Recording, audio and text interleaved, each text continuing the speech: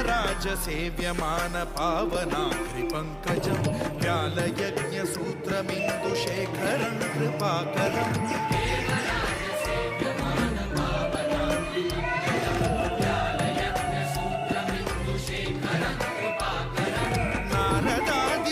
नारदादियोगिवृन्दवन्दितं दिगम्बरं काशिकापुराधिनाथकालभैरवं भजे